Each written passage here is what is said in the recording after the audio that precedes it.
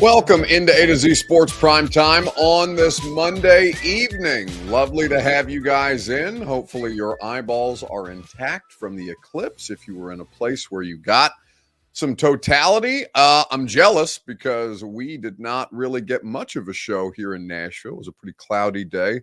So unfortunately, not much visibility as far as the eclipse goes, but saw some really cool pictures. So hopefully, if you were somewhere near the path of totality, or at least you got a better show than Nashville did, you got to take advantage of that. We are not here to talk about the eclipse. We are here to talk about the Titans' best available free agency moves before the draft as their first day of the offseason program commences.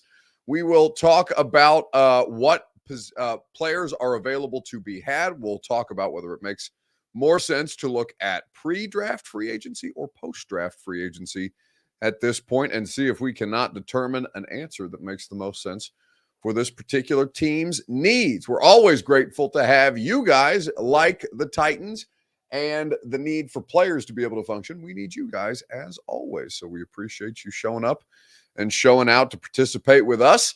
If you're hanging out on Twitter, please retweet the show in the bottom right-hand corner of your screen. If you're on Facebook Live, you can share now to public. That is in the bottom left. And if you're on YouTube or on Twitch, you can like the video. You can subscribe to the channel. And if you've done both of those things, tell a friend to do the same. Trucking with Trevor says, finally caught a live prime time. Took way too long. Yeah, I mean, I've been doing this shit for 6 years. Trevor, where you been? You're late to the party. I know we're an hour early tonight because of the national championship game, but really 6 years? It's 6 years before you finally caught a live primetime? Shame on you, Trevor, but it's okay because you're here now. So let's go ahead and get this bad boy started. Welcome into A to Z Sports Primetime from the Zen Sports Studios. I'm your host, Buck Rising. And if you're new to the show, like Trucking with Trevor, I'm proud as always to be presented to you by the great people at Zen Sports. Download the app, plug in the promo code ATOZTN, and get up to $1,000 on your no danger first wager. ZenSports.com is where it's at. True Math Fitness in the Gulch, a new way to work out for the best version of you. Go to TrueMathFitness.com for your first workout free. And Two Rivers Ford, where we were hanging out today at their new commercial vehicle center, Two Rivers Ford in Mount Juliet, or online at tworiversford.com, the South's most trusted Ford dealer. So as the Titans get into the building on the first day, by the way, really good attendance for the first day of the offseason program, and that's to be expected when you've got as much of a new coaching staff as this team has, of course, replacing Mike Vrabel with Brian Callahan, new coordinators, new offensive line coach, new wide receivers coach, basically new everything. There's a couple of holdovers, but not really. And most of them are coming in as position coaches who have experience across many, many years in the league, but this is their first time with the Titans, or in the case of Frank Bush and Steve Jackson, guys who have either played for this franchise, in the case of Steve Jackson, or who have coached for this franchise in multiple stints, going back to the Oilers in the case of Frank Bush. So really good attendance today. Saw Levis, saw Hopkins, Ridley, Chig, Allman, Arden Key, Jeff Simmons. A lot of notable faces in the building for the first day of the offseason program. And as we are getting closer and closer to the draft on the 25th, so not that far away at all, you start to wonder, okay, how many moves do this team really need to make before the draft takes place? So the question that we're going to ask you in the comment section on Facebook, YouTube, Twitter, or on Twitch, wherever you are spending your time with us this evening, is for the Titans, would you sign more players prior to the draft taking place? Or would you wait until after the NFL draft? Would you sign more free agents before the draft goes down? Let me know in the comment section, and we'll talk about it together. It's your Two Rivers Ford take. As I mentioned, we were out at Two Rivers Ford today, the South's most trusted Ford dealership, quality American-made Ford vehicles, and award-winning customer service. Two Rivers Ford in Mount Juliet is where you go, or online at tworiversford.com. So we know this team has needs all over the defense. In particular, L'Jarius Sneed makes things a lot better, but they are in a position to add a variety of different players at basically every level of the defense, and I still think that they could stand to do with the depth corner. Chris Frazier says they didn't show Burks in none that videos. Well, none of those videos, I assume, is what Chris is trying to say. And yes, I did see Trayon Burks attend today. In fact, he was in one of the videos. He was in the sketch video, right, where he's talking about special players make special plays and on special teams or whatever, something like that. Put the finger up in the air, the sketch skit. So yeah, Trayon Burks was in the building. Let's not put out false narratives unnecessarily. Looking at the roster right now, safety still a need, inside linebacker still a need, edge and defensive lineman still a need. Brad Hoheimer says, I think the good players are waiting to see how the pieces fall. Maybe we should do the same. Well, it's not necessarily just the players, though the players will have some say, and their representation will be advising them depending on how things go. Hawkins Johnson says, brother, with the finger emoji. Yeah, he did this. I'm new to the sketch bit, but I can understand why he has such an endearing personality. Anyway, so looking at the players that are out there in free agency, yes, some of them will be getting the advice to just kind of hold pat.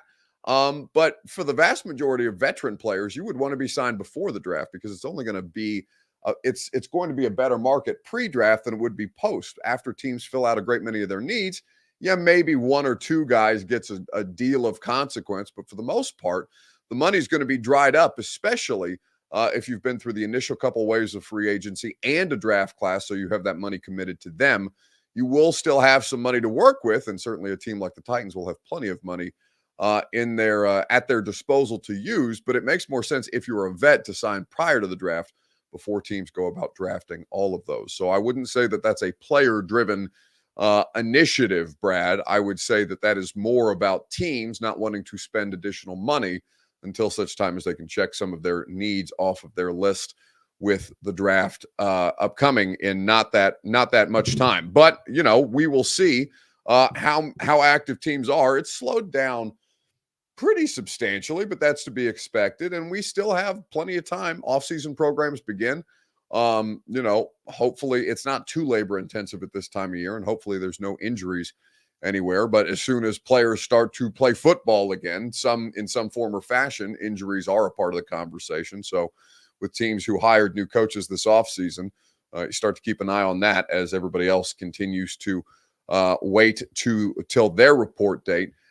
Would you sign more players prior to free agency? Well, we talked to Rand Carthon about free agency and about a couple of different options out there, specifically on the tackle market, is what Rand was asked about when last we spoke to him on, I think that was Tuesday or Wednesday of last week.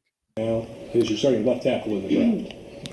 We'll answer draft questions at a later date because, again, this is more about free agency. And to say is our starting right tackle, we got more than 5 offensive linemen on the roster, so we can roll out any 5 and call them starters if you want to at this point.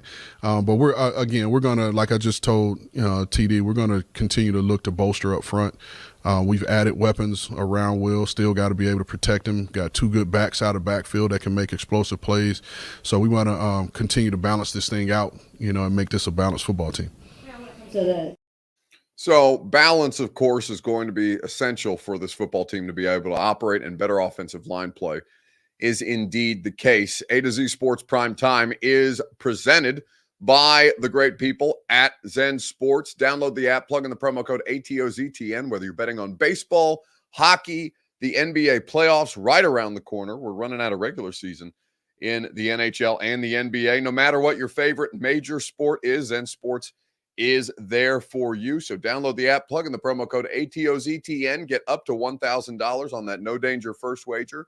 Terms and conditions do apply. Gambling problem, call the Tennessee Red Line, 1-800-889-9789. Must be 21 plus and in Tennessee to bet. Zensports.com for more information.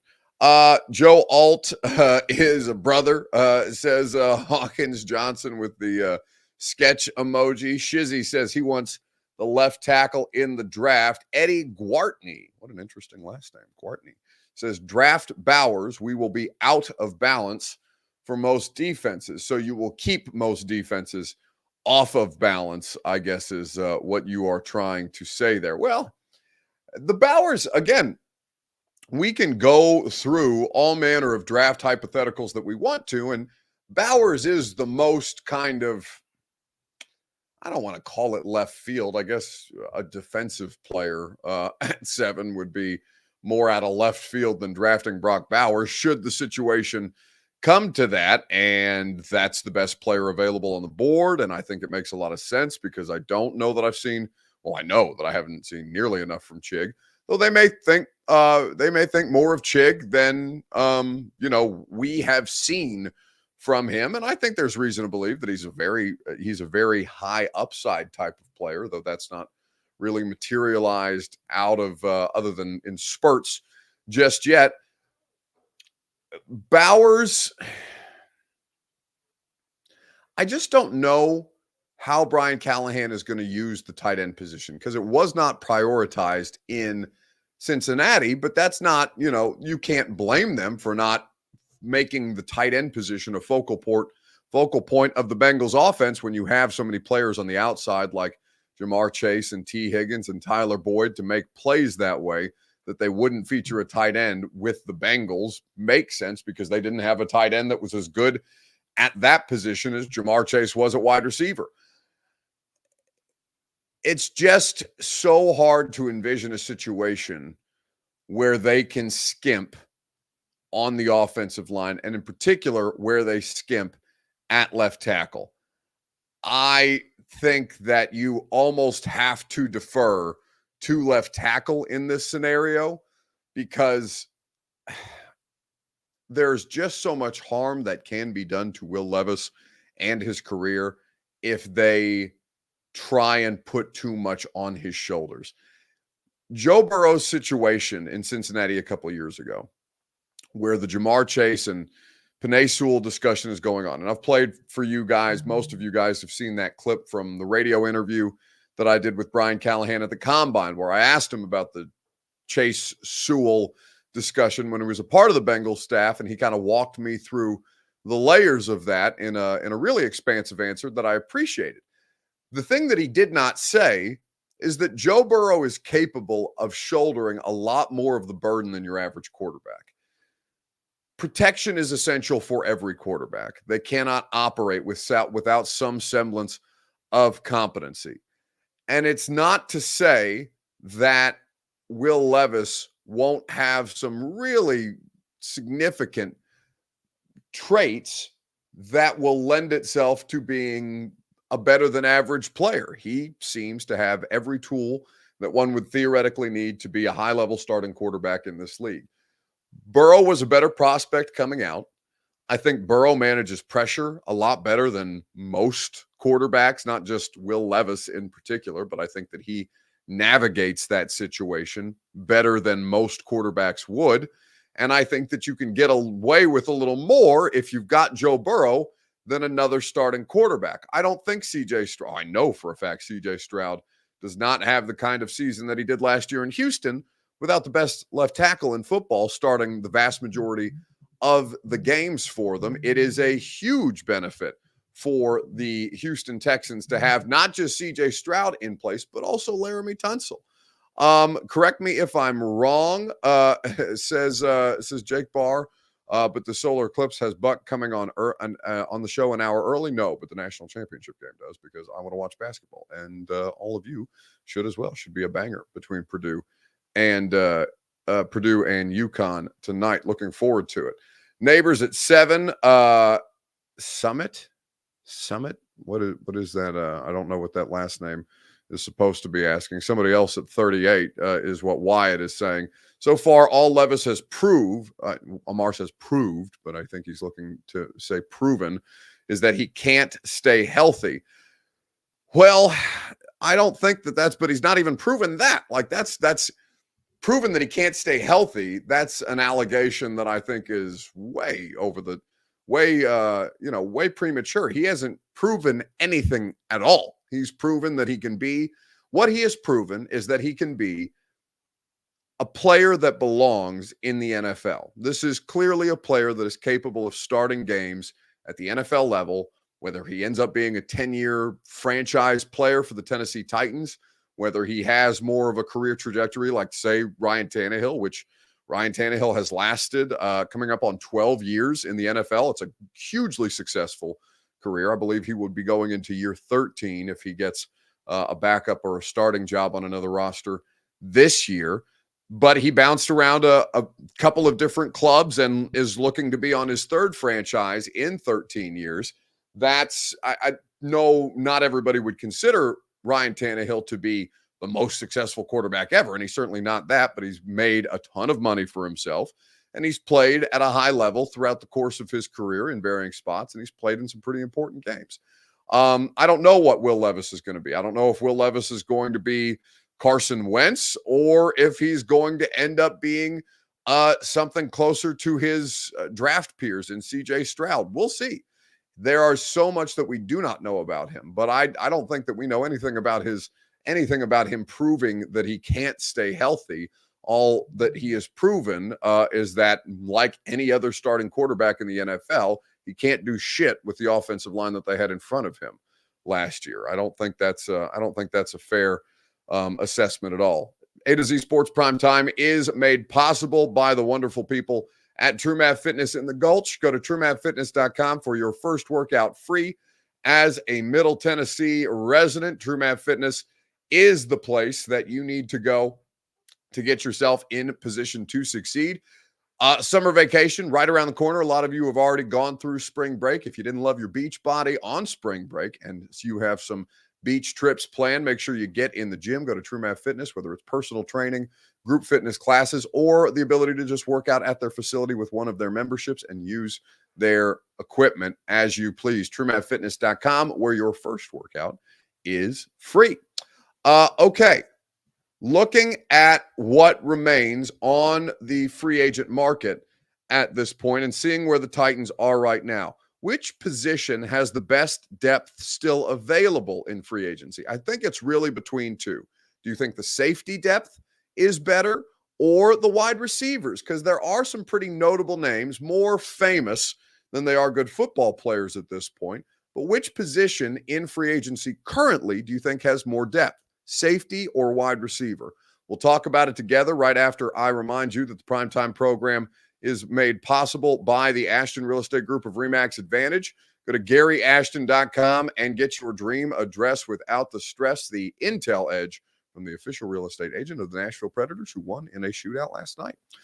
Safety, no question, says Eric Castillo. Shizzy, Yusuf, Jonathan, Vernon, all saying safety has more quality and Herndon degrees. Really, nobody taking up for the wide receivers in this free agent class. And I think that the easier case to be made is safety. I think you guys are more correct than not in this. Justin Simmons is still out there. We've talked about him 1,000,001 times. Guys like Steven Nelson, a former corner, but potentially could consider a move to safety. You talk about Micah Hyde. Both of the former Seattle Seahawks safeties getting cleared out this offseason. There are a variety of different safeties out there and players at the cornerback position who may consider a move to safety, depending on if they want to prolong their careers. I do think that corner element of it does lend itself to a more compelling quote-unquote safety class, but I do think that the wide receivers have some interesting names. Now, OBJ for sure has dropped off, but he is not an insignificant player in the middle of this discussion, where you have seen guys like Calvin Ridley and Mike Williams, Hollywood Brown, all those dudes come off the board already. OBJ, they probably should have considered, like teams that were not pursuing DeAndre Hopkins last year. If Baltimore had gone for Hop instead of Odell Beckham Jr., I think that would have made a significantly more compelling offense for Lamar Jackson. Hindsight is 2020. OBJ has a pedestrian year in Baltimore, but he proved that he can still make some plays for you in a supplementary role. he didn't seem, and Bert may push back on this later, but he didn't always seem, when you watch them, to be just generally on the same page with Lamar, maybe just kind of working out some kinks in the offense together with Todd Monken. They had a first-year offensive coordinator, not a first-year offensive coordinator, but for them, it was Todd Monken's first year on the job as the offensive coordinator for the Ravens, and Lamar in a new system, OBJ first year with the Ravens. So some adversity expected there to an extent, but you're still talking about OBJ, Tyler Boyd, Michael Thomas is still out there. Again, names that are more famous than are producing football players, but guys that can still operate in a supplementary role. Walter says on YouTube, OBJ is just cashing checks. Dude's not interested in doing work.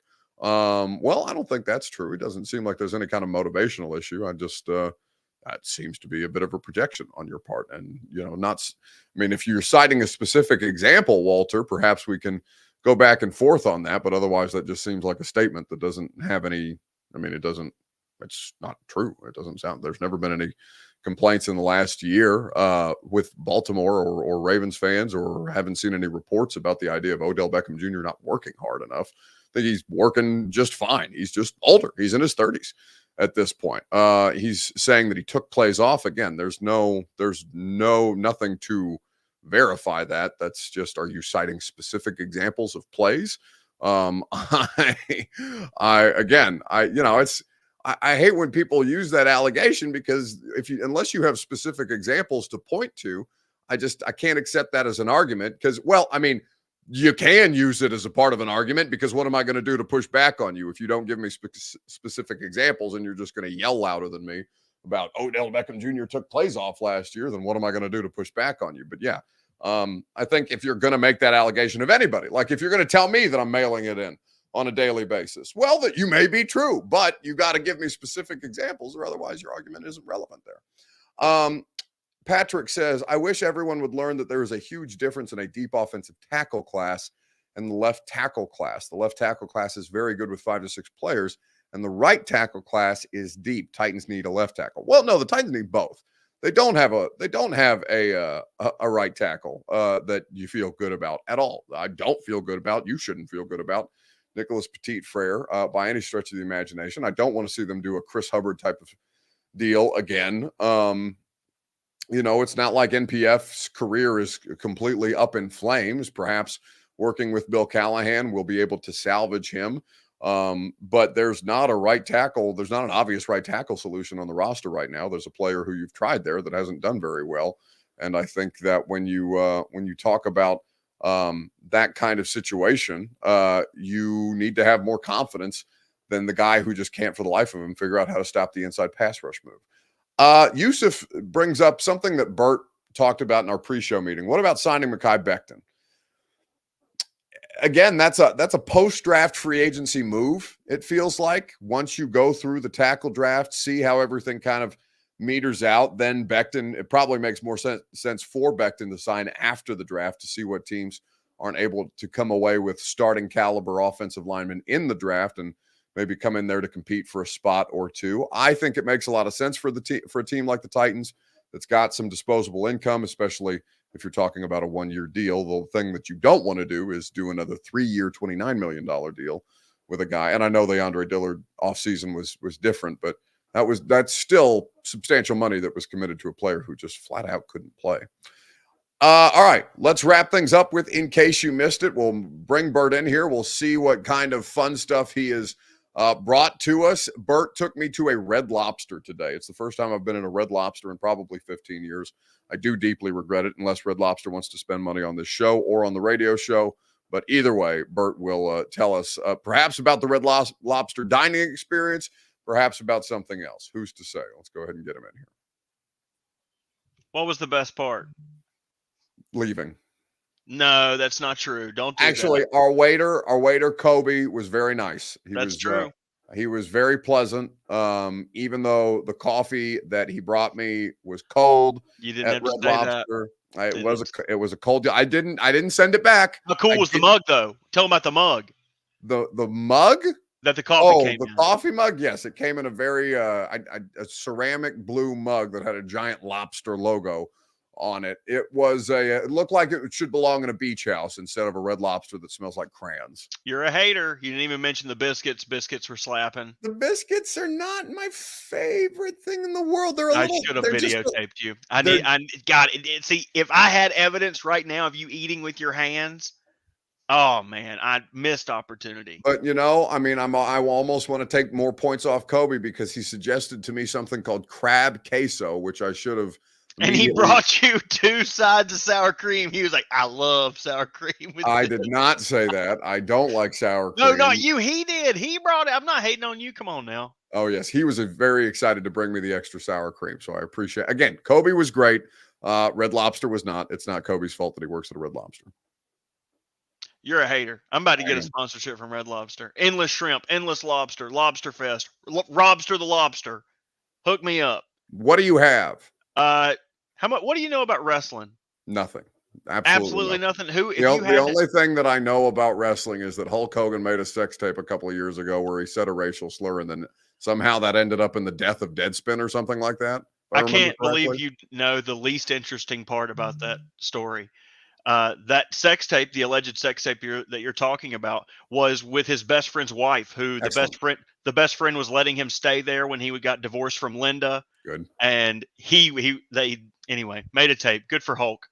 I asked that because WrestleMania was this weekend, and WrestleMania was awesome. Night 1, night 2, both were bangers. You had good guys win, bad guys win. There was comedy. R-Truth won. You know nothing about any of these people. I don't know. These are people? Yes, those were all people. Pretty much everyone I said. I thought these were actions.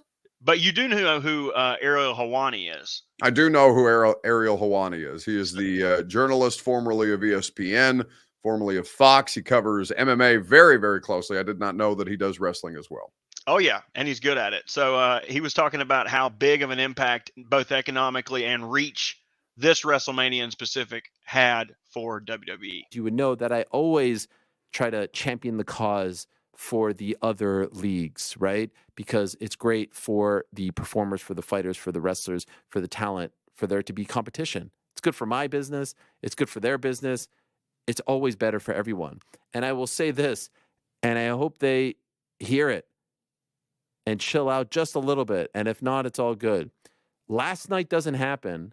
And last night isn't the success that it was, and the moment that it was, and the moment that will be remembered from now until eternity, and one of the greatest WrestleMania moments of all time. It does not happen if not for AEW and Tony Khan. It doesn't exist. And so I hope they take great pride in that.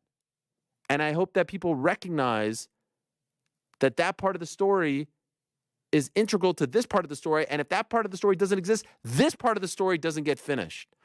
It is so important to recognize that, because when Cody Rhodes leaves, he could just be floating in the wind. He could just be some indie guy. He could be some guy fighting over in Japan or competing in Japan. He could be some guy just kind of bouncing around.